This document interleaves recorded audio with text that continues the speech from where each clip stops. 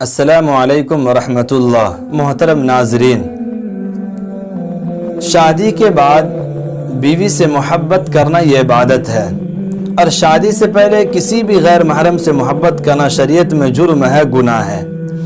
اس لیے شادی کے بعد اپنی بیوی سے محبت کرنا چاہیے، یہ اللہ تعالیٰ کو بہت پسند ہے۔ اللہ تعالیٰ نے میاں بیوی کے رشتے کی اہمیت کو اجاگر کرنے کے لیے قرآن پاک میں بہت خوبصورت مثال دیا ہے۔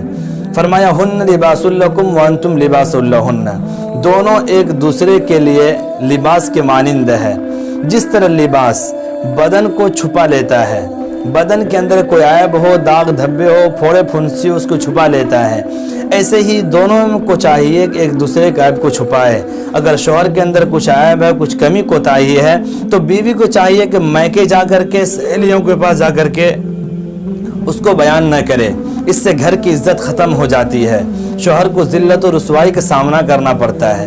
ایسے ہی شوہر کو چاہیے بیوی کے اندر کچھ عیب ہے، کچھ کمی کوتاہی ہے، اس کو چھپا کر کے رکھے، پوشیدہ رکھے، گھر کے اندر یا باہر دوستوں کے پاس جا کر کے بیان نہ کرے، اس کی عزت کی حفاظت کرے۔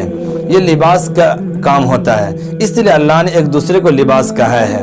لباس کے ایک کہنے کے اندر دوسری حکمت یہ ہے کہ لباس بدن کے بہت زیادہ قریب ہوتا ہے۔ اگر لباس اور جسم کے بیچ میں کوئی تیسرا آ جائے، کیڑے مکوڑے ہو یا کانٹے وغیرہ ہو، تو آدمی اسے نوچ کر کے باہر پھینک دیتا ہے۔ ایسے ہی میاں بیوی کے رشتے کے درمیان کوئی تیسرا نہیں آنا چاہیے، ایک دوسرے کے قریب رہنا چاہیے۔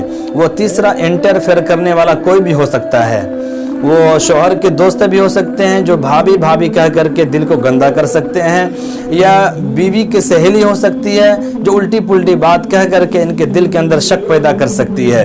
اس لیے دونوں کو ان تیسروں سے بچنا چاہیے اور ان کو بیچ میں آنے سے روکنا چاہیے۔ لباس کے اندر ایک حکمت یہ ہے کہ لباس جسم کے قریب ہوتے ہیں، اس لیے دونوں کو بھی ایک دوسرے کے قریب ہونا چاہیے، محبت کے ساتھ زندگی بسر کرنی چاہیے۔ میں آپ کو ایک پوائنٹ کی بات بتاتا ہوں۔ اللہ تعالیٰ نے عورت کو پیر کی ہڈی سے نہیں بنایا کہ پاؤں کی جوتی بنا کر کے رکھا جائے، نہ ہی سر کی ہڈی سے اسے پیدا کیا اس کو سر کا تاج بنا کر کے رکھا جائے، بلکہ اللہ نے عورت کو پسلی سے پیدا کیا۔ مطلب یہ کہ عورت کو دل کے قریب رکھا جائے، ان سے محبت کے ساتھ زندگی بسر کی جائے۔ اللہ تعالیٰ نے شوہر اور بیوی کو ایک دوسرے کا دوست بنایا ہے۔ شوہر کو اس طرح حاکم نہیں بنایا کہ اس پر مسلط رہا کریں اور اس کو لاٹھی کے زور پر چلایا کریں۔